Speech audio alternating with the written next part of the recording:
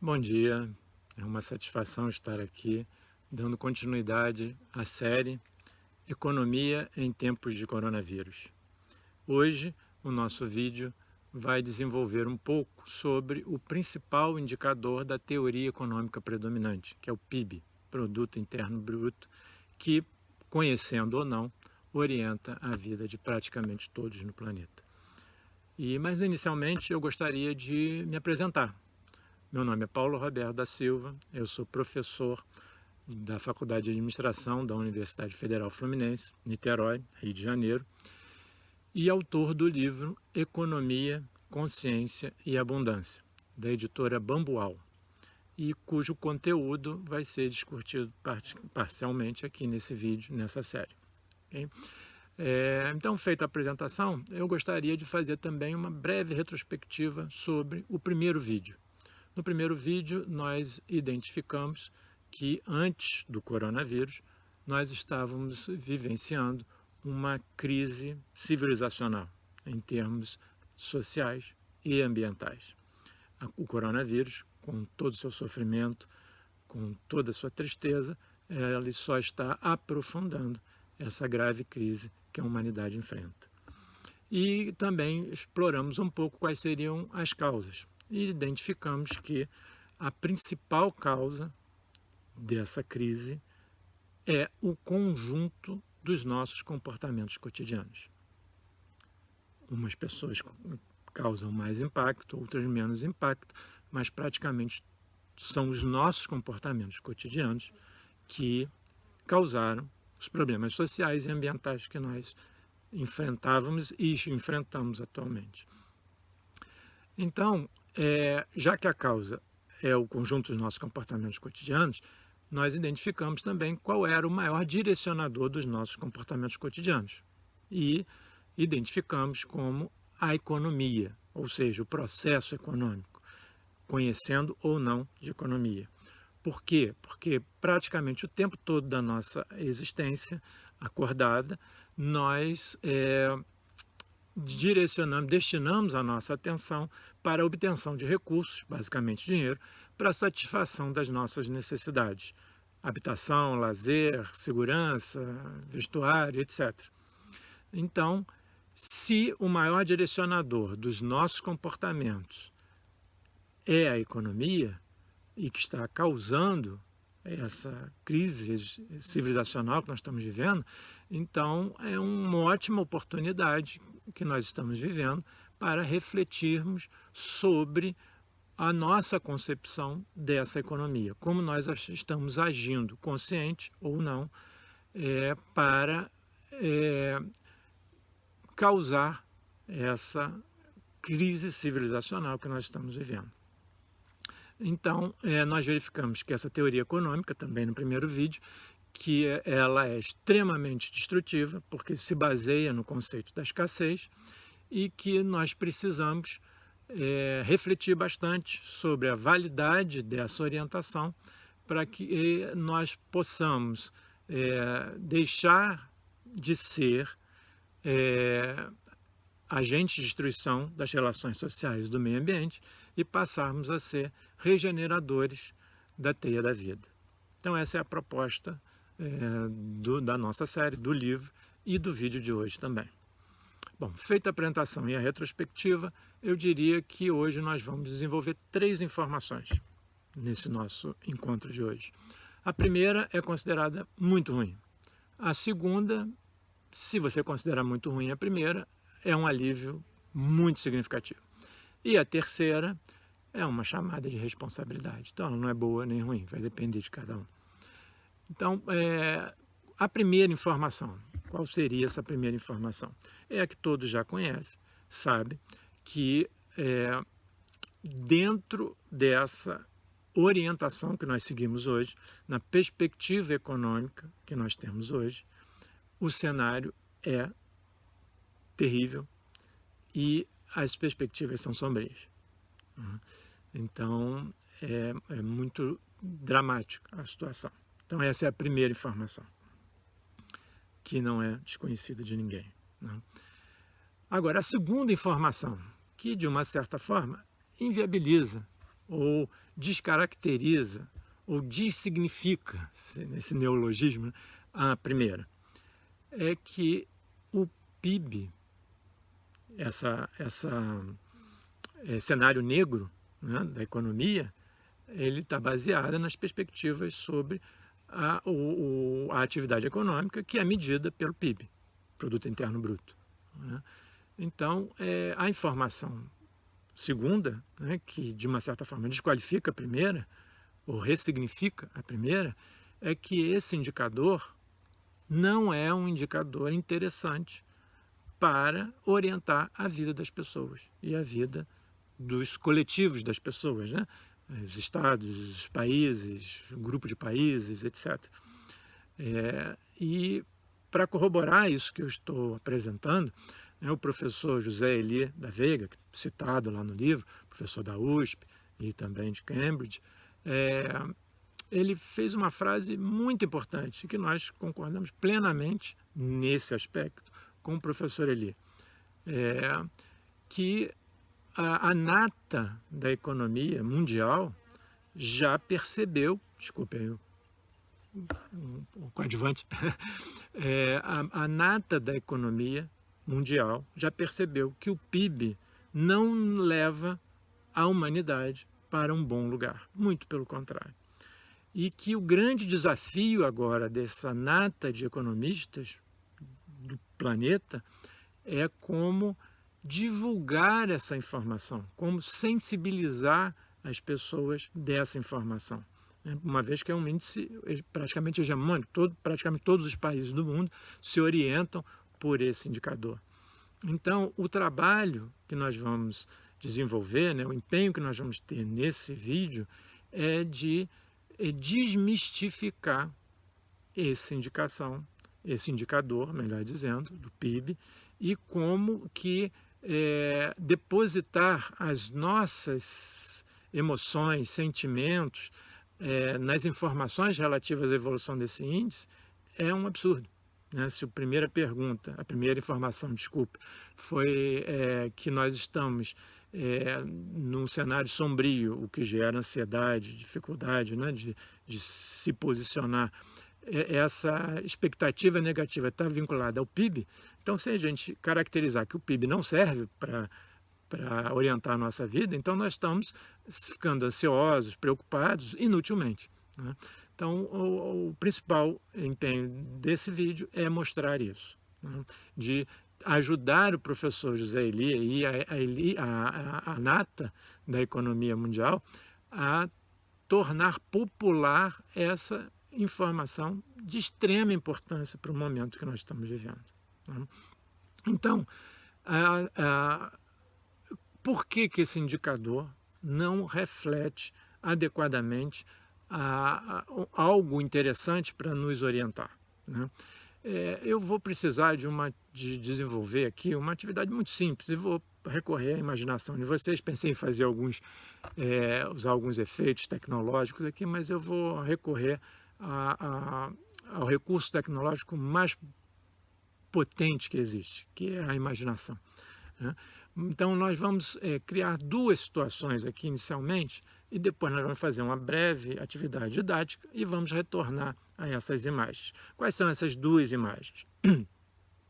A primeira delas vamos imaginar o âncora de um telejornal, o repórter, né, que vai dar em horário nobre a seguinte notícia: o Brasil, considerando o contexto que nós vivemos hoje, né, o Brasil, nos últimos 12 meses, teve uma variação positiva do PIB, cresceu o PIB 10% nos 12 últimos meses.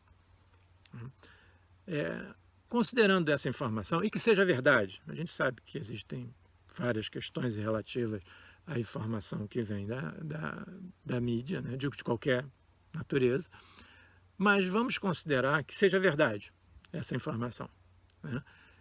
Como que o âncora deve dar essa informação? Ele vai dar tenso, preocupado, ele vai dar neutro, sem esboçar reação, ou ele vai dar essa informação eufórico, satisfeito. Em condições normais de temperatura e pressão, ele vai dar essa informação eufórico, porque 10% de crescimento do PIB, isso é comumente interpretado como muito bom. E como nós vamos receber essa informação? Como que nós lá sentados no nosso sofá, no horário nobre, ouvindo essa informação, como nós vamos reagir? Provavelmente, a maior parte das pessoas vai ficar satisfeito e eufórico. Por quê? Porque associou a evolução do PIB à sua prosperidade, à sua qualidade de vida. Então, nós vamos aqui congelar essa imagem e voltar a ela depois da atividade que a gente vai desenvolver. Ok?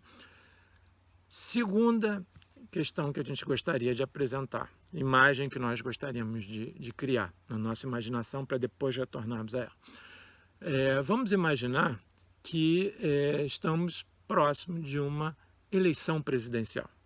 Eu não gosto de entrar nessa parte político-partidária, mas eu prometo aqui que eu não vou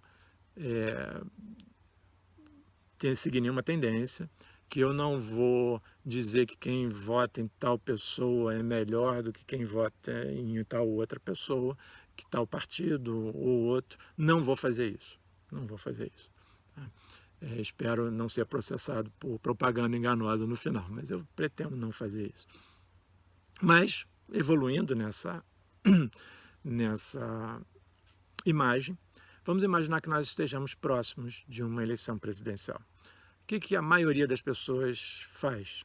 Participa da eleição, mas para decidir em quem vai votar, ela vai se informar de alguma forma para decidir. Vai poder pegar o histórico do candidato, vai pegar o partido a que ele está ligado, o programa de governo, algum tipo de informação.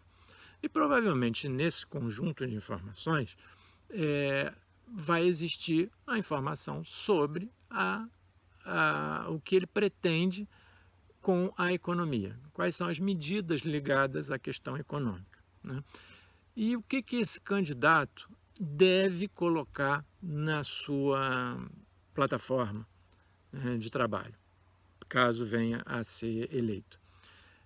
Provavelmente ele vai dizer que por um conjunto de medidas ou por outro, ele vai elevar a economia. Não é isso? Vocês imaginam algum candidato dizendo, olha, PIB não é uma medida interessante, não leva a gente a bom lugar e nós não vamos considerar o PIB na nossa gestão. Inclusive, as medidas que nós queremos tomar provavelmente vão implicar numa redução radical do PIB. Né? Mas nós não vamos nem medir esse PIB, porque ele vai ser desprezado pela nossa gestão. Nós vamos tomar medidas que não vão considerar os resultados desse indicador. O que vocês acham que vai acontecer com esse candidato, se ele falasse isso? Talvez nem a mãe dele votasse nele, né, pessoal? Então, vamos guardar essas duas imagens.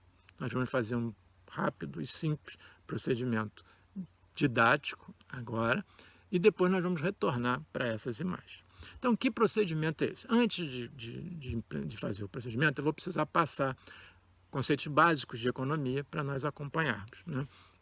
O primeiro deles é identificar qual é o objeto da economia predominante. O que a teoria econômica predominante enxerga. Então, a teoria econômica predominante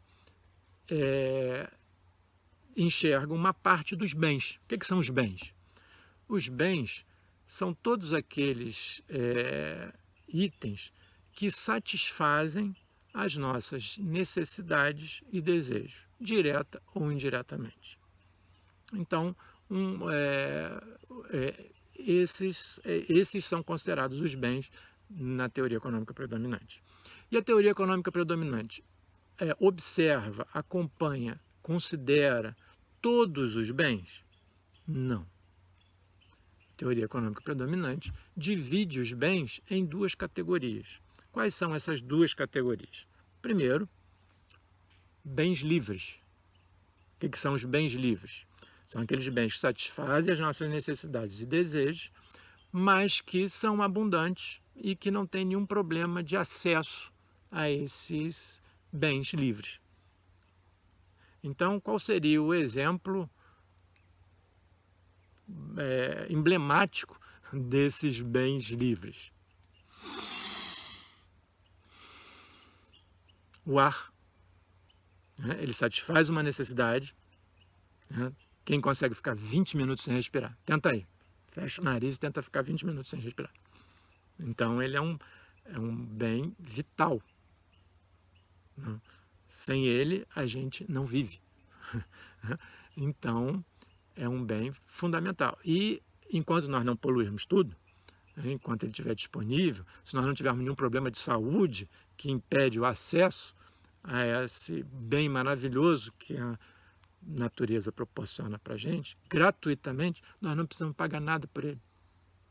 Então, esse bem maravilhoso, ele é desprezado pela teoria econômica predominante. Por quê? Porque ele não é um bem econômico. Tá?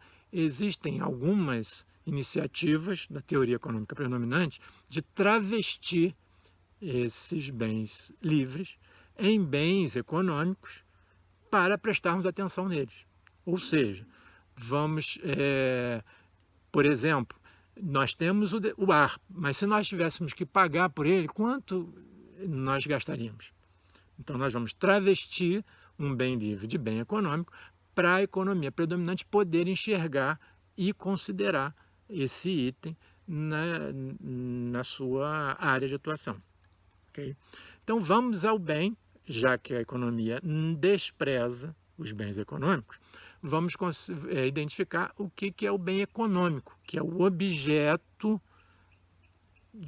da teoria econômica predominante. Fora disso, ela não enxerga, certo? E que é o objeto acompanhado pelo PIB. Né? Então, quais são as duas características do bem econômico? A palavrinha mágica, que nós já falamos no início e no vídeo anterior, que é escassez. Sem escassez não tem graça para a teoria econômica predominante. O que é a escassez? Por uma questão física ou imaginária, criada, ilusória, não tem para todo mundo. Então já começamos a ver aqui que a gente querer que o PIB aumente é dar valor, valorizar as coisas que não têm acesso para todo mundo. Começando a ficar complicado, né, pessoal? E a segunda, não menos tenebrosa, é ser apropriável, ou seja, ser de um e não ser de outro. Qual o conceito que está por baixo disso? Exclusão. Então, essas são as duas características para o bem econômico, que é o objeto de acompanhamento do PIB. Então, nós queremos que o PIB aumente, nós estamos estimulando, né, valorizando, querendo as coisas que não são para todos, exclusão, e que não têm acesso livre para todos, exclusão. Então, dá para perceber a perversidade desse modelo?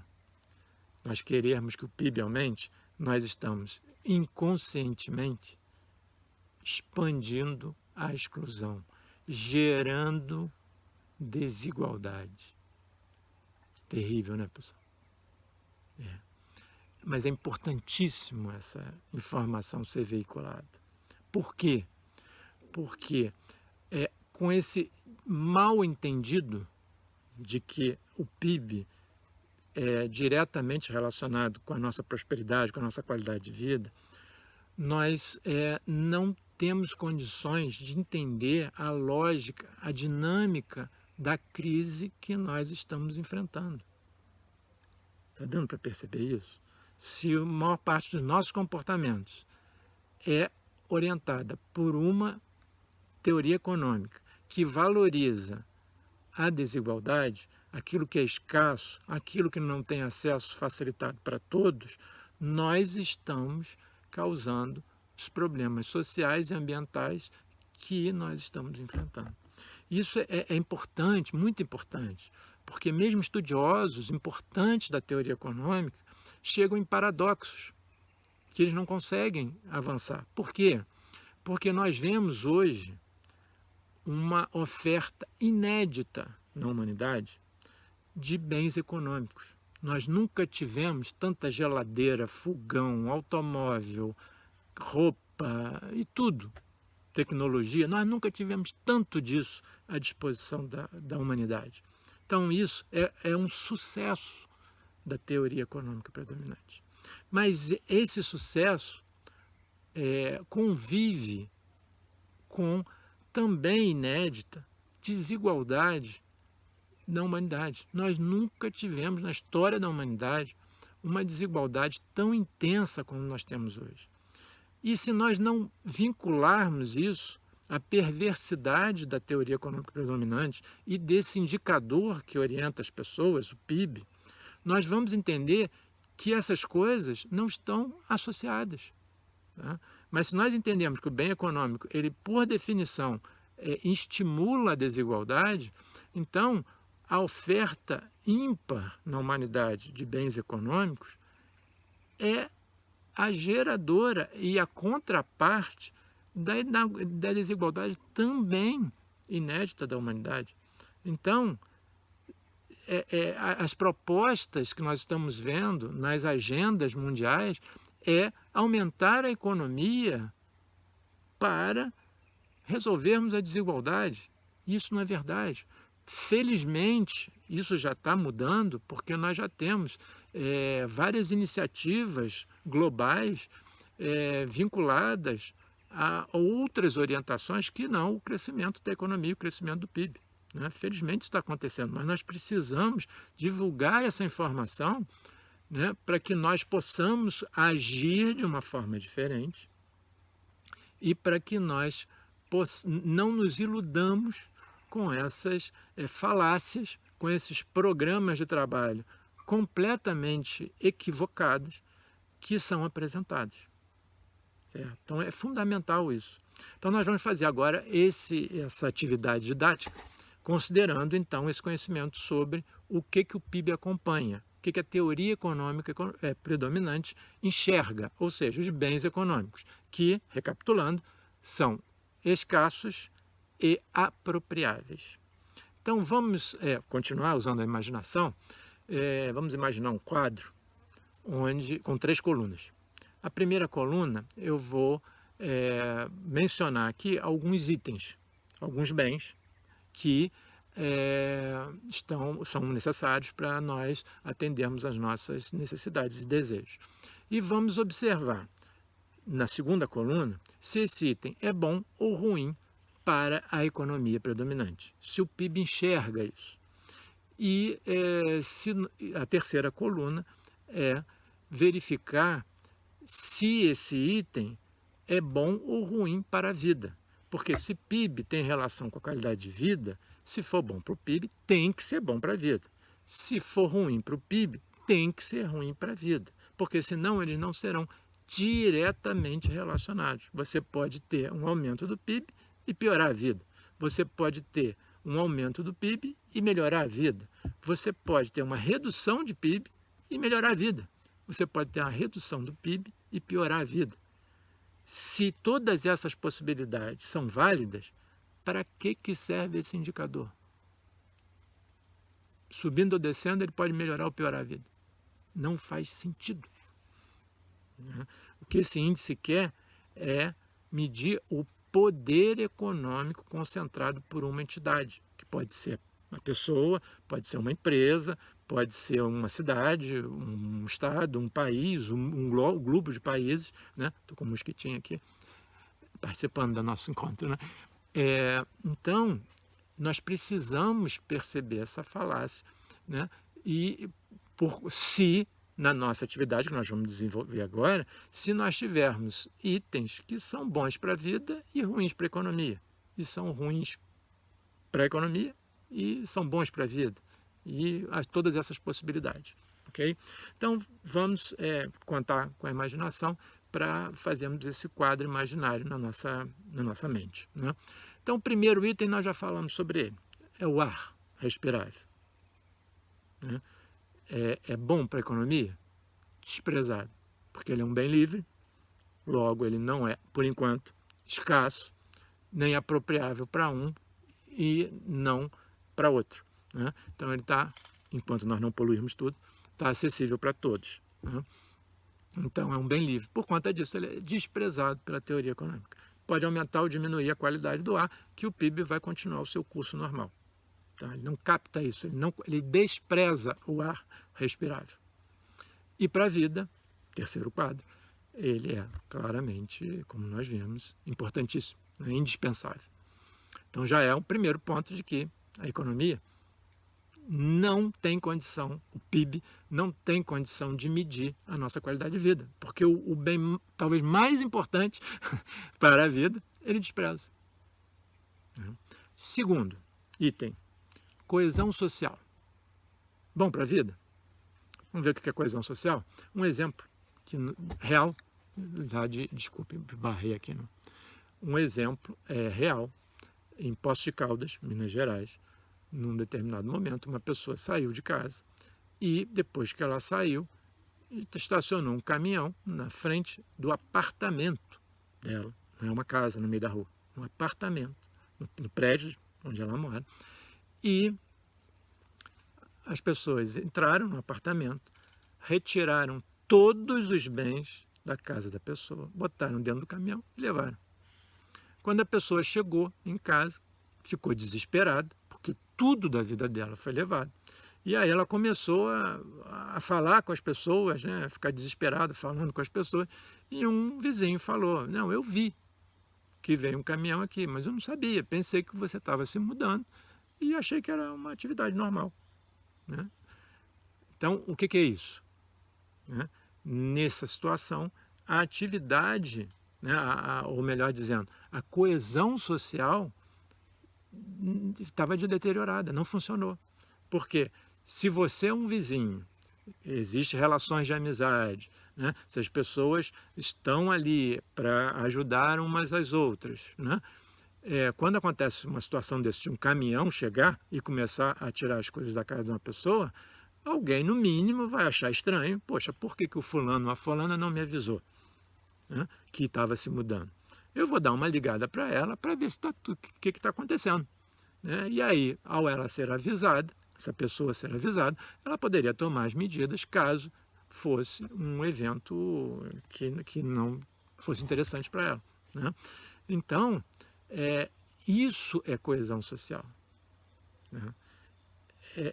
Ter vizinhos prestativos, vizinhos que podem socorrer numa situação, vizinho que, se observar uma coisa estranha, vai entrar em contato, vai querer saber se é o que está acontecendo, né, para ajudar. Né? Então, isso é importante para a vida? Acho que mais do que nunca, hoje em dia, com a crise social que nós estamos vivendo, nós sabemos na pele, cada célula nossa sabe que isso é fundamental. Né? E a deterioração dessa coesão social pelos nossos comportamentos cotidianos, estimulados pela teoria econômica predominante, né, está causando muita ansiedade. Essa necessidade não está sendo atendida adequadamente, e aí nós temos que recorrer a bens econômicos para suprir essa necessidade que a coesão social está deixando de cumprir. Que bens econômicos são esses? Nós recorremos aos bens econômicos, o PIB sobe. Que bens econômicos são esses? Empresa de segurança, câmera de TV, cerca eletrificada, condomínios fechados, muros. Olha a economia crescendo. Tudo isso não consome recursos, trabalho, né? Não tem? Então, olha a economia crescendo. Então, pela falta de um bem econômico, coesão social, nós estamos sendo empurrados para o consumo de bens econômicos que eleva o PIB. Terrível, né, pessoal? Todo mundo vai perceber a perversidade. Pois é. Mais um item. Cigarro. Bom para a vida? Não é, né, pessoal? Segundo algumas estatísticas, 5 milhões de mortos por ano. Talvez mais do que a coronavírus. Terrível, né? E a gente execra, com razão, o coronavírus, mas dá medalha de empresário do ano para pessoas desse segmento que conseguem remunerar bem os seus acionistas. Terrível, né, pessoal? Terrível. Pois é. E para a economia? Uma maravilha. Uma maravilha. É um segmento muito importante dentro da economia, né? De fundo, né? Que implica em problemas seríssimos, desde o uso de agrotóxico no campo, né? Que prejudica a vida das pessoas que usam esse tipo de produto, né? E quem não usa também, porque envenena os lençóis freáticos e, né, toda a vida se beneficia dos lençóis freáticos, né? Então, é mais um exemplo de que o que é bom para a economia não é bom para a vida, né? Outro exemplo, armas. Terrível, né, pessoal? Para a vida é bom? Um tirinho de raspão para ganhar responsabilidade? Não dá, né, pessoal? E para a economia? Maior segmento econômico do mundo. Se a gente quer que o PIB dos países, do mundo, cresça, a gente vai torcer para a paz, paz de verdade, ou para as guerras. Se nós torcermos para a paz, me perdoe a ironia, se nós torcermos pela paz, o maior segmento econômico do mundo pode entrar em crise. Então, o que deve acontecer com a atividade econômica? O que deve acontecer com o PIB? Então, se a gente quer que o PIB aumente, por favor, não se deve querer a paz. Terrível, né, pessoal? Mais um item. Agrotóxico. Bom para a vida? Agrotóxico. Mata, né, coisas ligadas a seres vivos, né, que formam o nosso alimento e outras coisas mais, né? Mata. Tóxico. Não é bom, não. Para a vida. E para a economia? Segmento importantíssimo. A gente está vivendo uma situação tenebrosa hoje, né? Tenebrosa, né? O Ministério da Agricultura tentou aprovar, né? Decretou, mas está sendo discutido judicialmente, a aprovação automática de agrotóxicos. Quer dizer, se em 60 dias o Ministério da Agricultura não conseguir chegar a uma conclusão se o agrotóxico é bom ou ruim, se ele pode ser usado ou se não pode, na minha opinião não pode nunca, mas enfim, ele vai ser aprovado, sem a gente saber se ele causa mais benefícios ou malefícios para as pessoas e para a agricultura. Isso é terrível, terrível, terrível. E não é exclusividade do atual governo, tá, pessoal? Porque isso já vem de governos anteriores, que agora está exponencial, mas assim, não é do governo atual. Ele só está dando mais força para a bola de neve rolar, só isso, né? Mas não é exclusividade dele, ok? Então, nós podemos falar um pouco mais sobre agrotóxico num outro vídeo, que se a vida me der essa oportunidade, para desenvolver sobre um outro item que é muito importante, que pode ser um excelente motivador de ativação, né, de nós nos tornarmos ativistas políticos, sociais e ambientais, né, que é o nosso prato de comida. Mas já vamos deixar para aprofundar essas questões mais adiante, porque algumas pessoas dizem, se não tiver agrotóxico não vai ter comida. Então a gente deixa para discutir essas questões num momento mais adiante, né? Mas para o momento se vocês estiverem achando interessante tudo que a gente está conversando, entendam que ele é ruim para a vida, bom para a economia e ruim para a vida. Mais um item, para a gente encerrar. Né? Acidente de automóvel, bom para a vida? Uma batidinha para não dirigir bêbado. Não dá, né, pessoal? Para a vida isso não é bom. E para a economia? Não deixa de ser um evento ruim. Bom, não deixa de ser. Não é tão ruim assim. Por quê? Obviamente, reparo de automóveis. Se tiver perda total, provavelmente novos veículos, a economia automobilística crescendo. Né? Vai ter que jogar fora aquele resíduo todo, né? Então vai para reciclagem, que vai gastar energia e água para transformar aquilo em coisa boa, ou então simplesmente vai ser descartado na natureza, que pode causar envenenamento, toxicidade, etc. Né?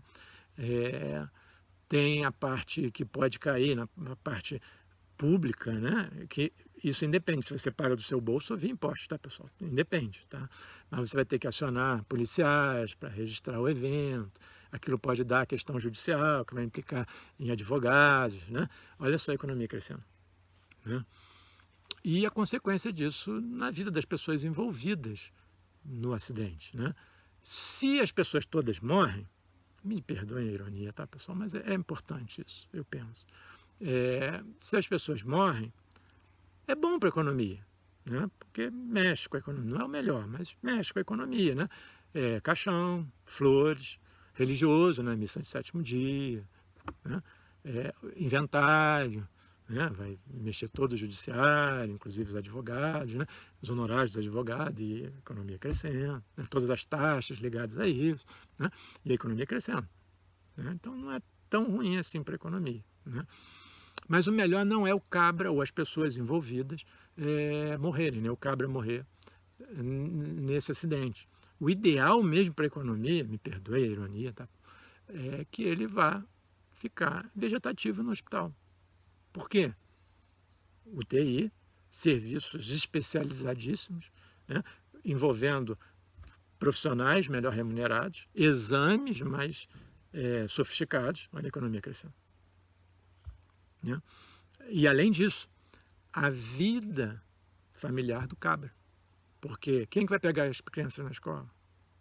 Como é que eu vou movimentar o dinheiro se é ele que tem que assinar e fazer, ele que sabe as senhas, bota digital lá para poder movimentar o dinheiro e ele não está vivo, nem está morto, né? Então não tem atestado de óbito para passar para o meu nome para poder fazer, e mesmo que tivesse vai envolver burocracia, pode envolver advogados, etc, etc. Olha a economia crescendo. Né? Terrível, né, pessoal? Né? E as pessoas, com todos esses conflitos em casa, né, as pessoas da família, né, envolvidas nesse problema, tem que acompanhar a pessoa no hospital e ao mesmo tempo ter que levar o resto da vida, né? E as pessoas ficam num ambiente extremamente nocivos para a parte emocional. Então isso implica em depressão, que aí já precisa de um antidepressivo, economia crescendo. Né? Precisa de uma atuação profissional da área de saúde, um psicólogo, alguma coisa, né? A economia crescendo. Né? E também precisa de uma cervejinha, porque sem uma cervejinha não dá para enfrentar essa situação. Né? Vou precisar de um sapatinho, né? De um chocolatinho, sem isso não dá para enfrentar essa situação. Olha a economia crescendo. Desculpa, pessoal, a ironia, mas é importante marcar isso em cada célula da gente, que é muito tenebroso o que está acontecendo, né? E não é de agora, tá, pessoal? Não é de agora, é de séculos, né? Então, a gente precisa perceber o caráter tétrico dessa orientação econômica que nós vivemos e do PIB, que é o principal indicador dessa economia, né, que nós estamos experimentando. Então, voltando àquelas imagens que nós desenvolvemos no início, né, como que a gente vai agora, a partir dessas impressões, se aquelas impactaram de alguma forma você, como é que a gente vai assistir agora um telejornal o âncora lá, o jornalista, dando qualquer informação sobre o PIB.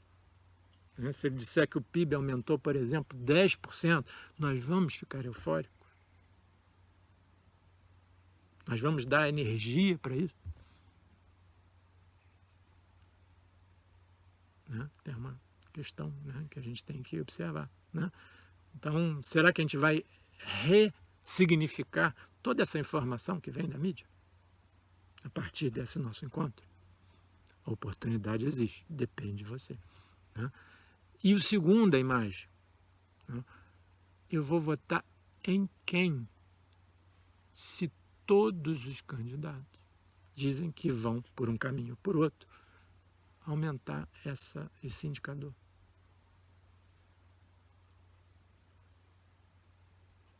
Preciso perguntar quem você votou? Dizer que se votasse naquele seria melhor, ou votou bem? Não preciso. Por isso que eu disse no início que não ia. Nós chegamos à conclusão de que se o candidato dissesse algo diferente do que todos dizem, nem a mãe dele votaria nele. Dá para perceber a perversidade disso e a nossa participação nisso. Isso é importante, energético. Claro, no dia a dia, desde que a gente acorda até a hora que dorme, muito envolvido com o processo econômico, obter esse recurso para satisfazer as nossas necessidades e dando esse apoio a pessoas que usam esse indicador para dizer que vão fazer alguma coisa boa por alguém. Então, eu penso que essa atividade, ela nos dá a oportunidade de refletirmos agora, no meio da pandemia, e especialmente depois que ela acabar, se nós vamos seguir o rumo de antes. Então, essa é a segunda informação das três, que se a gente ficou preocupado porque a economia ia desacelerar, ia deprimir, medida pelo PIB, a segunda diz que isso aqui não faz sentido. Então, de uma certa forma, anula primeiro. Pense sobre isso. E a terceira, partindo da segunda, a terceira, que em princípio não é boa nem ruim, é a responsabilidade que, ao tomarmos conhecimento disso que nós estamos desenvolvendo aqui, como nós vamos agir no nosso dia a dia. Essa é a grande proposta do livro Economia, Consciência e Abundância, da editora Bambual. Como que nós agíamos antes da pandemia, a oportunidade que esse evento terrível está nos oferecendo para refletirmos como nós estamos vivendo e como vamos viver depois. Porque a pandemia, como nós falamos no primeiro vídeo, está sendo uma oportunidade ímpar para nós discernirmos o que é essencial do que é supérfluo. Se a economia baixar, ou está baixando, é porque as atividades econômicas essenciais foram paradas, ou as que não são essenciais. O meio ambiente está agradecendo. Minha esposa me disse que os canais de Veneza estão mais límpidos hoje. Por quê? Redução da atividade econômica. Ela me disse também que na Índia está sendo possível ver o pico do Everest a uma distância maior porque não tem poluição. Então, por causa do quê? Dessa redução econômica. Porque ela é perversa contra o meio ambiente. E o que a gente reduziu, parou de fazer? Não tudo, obviamente, mas praticamente tudo. O que a gente parou de fazer? Aquilo que é supérfluo. Porque o essencial está mantido. Comida, saúde, essas coisas são essenciais. Então, a pandemia, com todo o seu sofrimento, com toda a sua tristeza, está nos dando uma lição, ou melhor, duas lições. Uma, o que é essencial, o que não é. E a segunda, que essa economia não mede qualidade de vida. Porque ela está caindo, deprimindo, abruptamente, intensamente, tudo isso sendo avaliado como uma coisa terrível, porque nós paramos de produzir coisas supérfluas. Algumas são essenciais, que não estão sendo feitas por falta de oportunidade, é claro, mas são poucas. A maioria é supérflua mesmo. Então vale a gente acabar com a estrutura que sustenta a nossa vida, a natureza, prejudicar muito ela para produzir supérfluo. Então essa é uma lição, são duas lições que a pandemia, com todo o seu sofrimento, né, está nos proporcionando. Né? Dizem que a gente pode aprender com a dor ou pelo amor, né? Se a gente não aprendeu pelo amor, está tendo agora que aprender pela dor, né?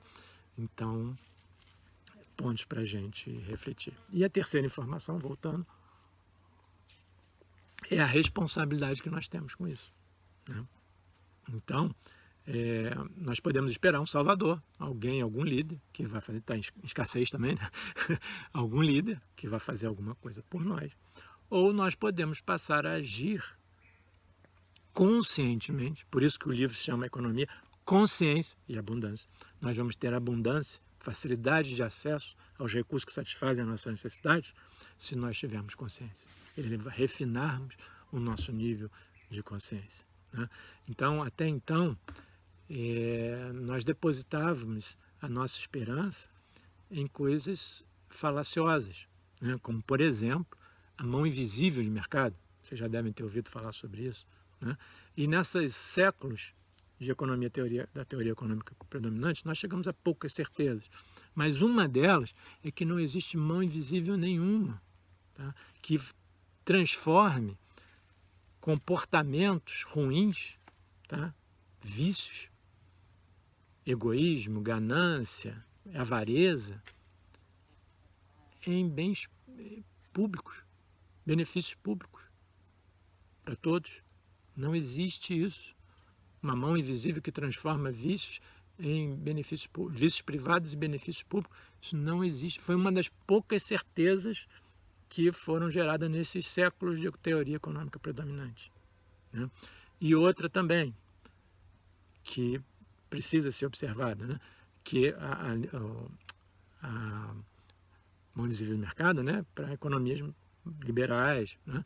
Que querem o exercício pleno da atividade econômica, sem restrições, né? Mas temos também, na outra versão principal, né, da visão econômica que nós temos hoje, que é a economia planificada, né, de orientações ligadas ao socialismo, comunismo, né, que não tem a mão invisível de mercado, mas tem a burocracia estatal, né? Então, você pode ser egoísta, ganancioso, que vem uma burocracia estatal e resolve todos os problemas, transforma isso em benefícios públicos, limita as pessoas para não fazerem comportamentos tão destrutivos assim.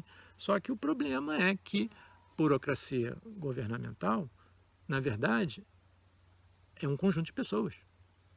E se a orientação de toda a sociedade é para nós termos os vícios privados, ganância, egoísmo, etc., as pessoas que vão ocupar esses cargos vão levar essa carga. Então elas vão agir como? Egoisticamente, gananciosamente, né? De forma avara, né? Então, quer dizer, não existe isso, não existe nada milagroso que vai transformar os nossos comportamentos cotidianos, amparados nas piores características humanas, em benefício para a sociedade. Não existe. Então, a terceira informação é: nós temos que assumir a responsabilidade sobre os nossos comportamentos. A sociedade é o aglomerado dos comportamentos cotidianos, o comportamento da sociedade, de qualquer coletivo, né? Vai ser o agregado dos comportamentos cotidianos. Se nós agirmos com egoísmo, com ganância, com avareza, a sociedade vai ser egoísta, avara e gananciosa. Não existe nada que vai transformar isso no meio do caminho, certo? Então, independente do sistema, ele vai ser melhor ou pior se nós agirmos cotidianamente amparada nas melhores características humanas, nas mais nobres, nas virtudes. E não há sistema que mude isso. Sinto muito, sinto muito. Né? Então, essa terceira informação é isso, é chamar a responsabilidade de cada um de nós. É óbvio que se uma pessoa só agir de forma virtuosa, não vai mexer muito no conjunto, né? Não vai fazer com que a sociedade toda fique virtuosa, isso não vai acontecer. Mas a sociedade como um todo vai ficar um pouco mais virtuosa porque tem uma pessoa, pelo menos, que se movimenta em função da virtude, amparado na virtude.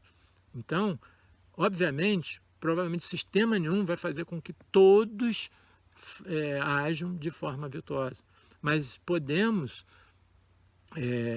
orientar a vida da gente por certas diretrizes que nos estimulem a expressar os nossos melhores lados e não os nossos piores lados, como essa teoria econômica que nós vivemos hoje, para gerar concentração de poder e, consequentemente, desigualdade.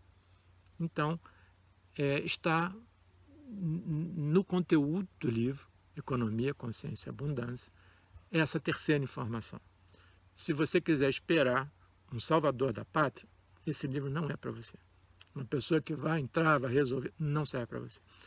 Esse livro serve para você se você entender que existe um espaço ao seu redor que pode ser ocupado com outros comportamentos mais solidários, mais inclusivos, e que você vai se empenhar para usar essas melhores características que você tem dentro de você, que nós todos temos dentro de nós, né, para ocupar esse espaço. E se a vida, se o universo, se Deus, seja lá o nome que a gente dê, ajudar, a gente pode até, usando uma palavra em outro sentido, né, na pandemia, contaminar outras pessoas para que elas também ajam de acordo com a virtude.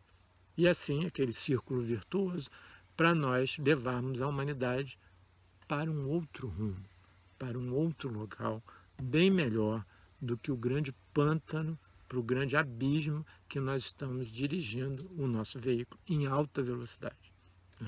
Então, essa é a mensagem do Consciência e Abundância e é a mensagem desses vídeos, dessa série de vídeos que nós estamos intitulando de Economia em Tempos de Coronavírus. Muito grato pela atenção, espero que tenha sido útil de alguma forma e que essas reflexões tragam coisas positivas para todos nós. Muito obrigado, cuidem-se e vai ser um prazer entrar em contato, quem tiver interesse, e qualquer tipo de informação, contribuição vai ser muito bem-vinda. Muito grato, tudo de bom.